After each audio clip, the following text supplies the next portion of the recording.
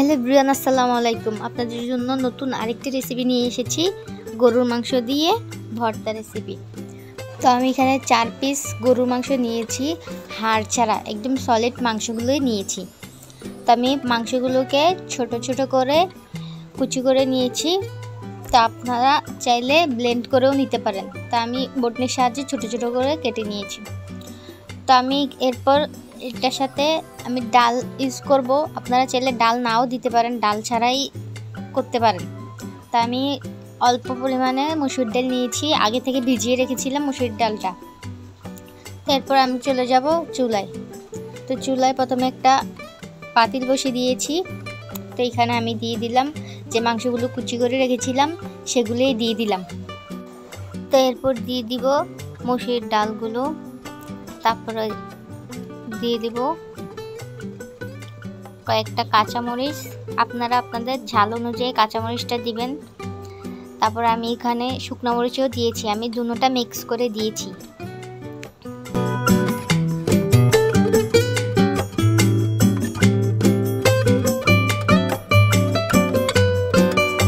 তো এরপর দিয়ে দিব রসুন।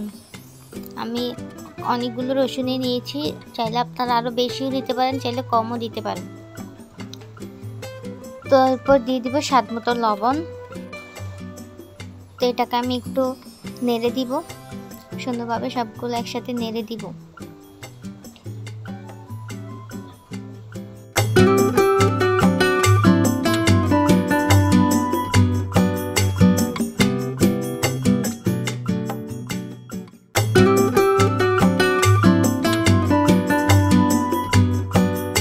তো কিছুক্ষণ নাড়ার পর এরপর আমি দিয়ে দেবো এখানে সামান্য পরিমাণ সয়াবিন তেল। তা আপনারা চাইলে সরিষার তেলও দিতে পারেন। তো আমি সয়াবিন তেল দিলাম, আমি সরিষার তেলটা পরে ইউজ করব। তো এটাকে আমি আবার ভালোভাবে নেড়ে দিচ্ছি।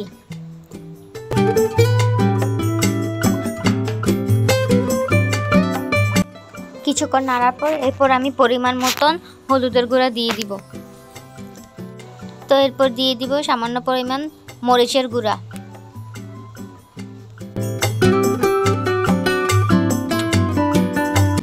তো এরপর দিয়ে দিব পরিমাণ মতো জিরার গুঁড়া। তো এরপর দিয়ে দিব পরিমাণ মতন গরম মশলা। মশলাগুলো দেওয়ার পর এটাকে আমি আবার ভালোভাবে নেড়ে দিব।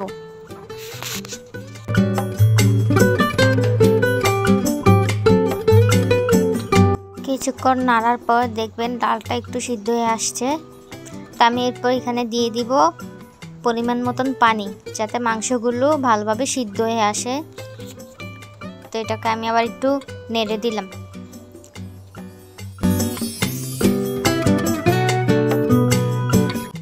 নাড়ার পরে ঢাকনা দিয়ে ঢেকে দিব।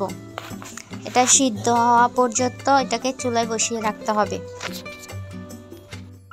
তো এখন আমি ঢাকনাটা উল্টিয়ে দেখলাম, এটা বলক চলে এসেছে। তো দেখতেই পাচ্ছেন কত সুন্দর করে বলকাচ্ছে। তো এটাকে আমি আরেকটু নেড়ে দিব, যেহেতু ডাল নিচে একটু লেগে আসতে পারে, যাতে না লাগে সেই অনুযায়ী আমি কিছুক্ষণ পর পর এটাকে নেড়ে দিব।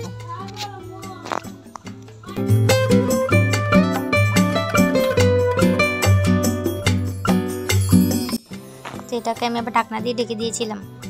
তো আপনারা দেখতেই পাচ্ছেন এটা প্রায় সিদ্ধ হয়ে আসছে। তো আমি এটাকে যতক্ষণ না পর্যন্ত পানিটা ভালোভাবে শুকিয়ে যাচ্ছে ততক্ষণ পর্যন্ত এটাকে আমি নেড়ে চেড়ে নিব। পানিটা সম্পূর্ণভাবে শুকিয়ে যাওয়ার পরে আমি এটাকে চুলা থেকে নামিয়ে নিব। চুলা থেকে নামানোর পর একটু ঠান্ডা করে নিব। তারপর নামানোর পরে সেটাকে আমরা শিলপাটায় বেটে নিব। অনেকেই ব্লেন্ডার করে, আমি মনে করি ব্লেন্ডার থেকে শিলপাটায় বাটার যে মজাটা, সেটা আপনারা ব্লেন্ডার করলে পাবেন না। আমি এখানে এক বাটাই দিয়েছি। তো এক বাটা দিয়ে সবগুলো নামিয়ে নিয়েছি। তো এখানে দিয়ে দিলাম পেঁয়াজ কুচি, ধনিয়া পাতা কুচি। তো সবগুলো দিয়ে তারপর এগুলোকে ভালোভাবে আমরা মেখে নিব। রেসিপিটি আপনাদের থেকে কেমন লেগেছে আপনারা কমেন্টে জানাবেন। আর ভিডিওটি ভালো লাগলে লাইক, কমেন্ট, সাবস্ক্রাইব করে দিবেন। দেখুন ভর্তাগুলো রেডি হয়ে গেল।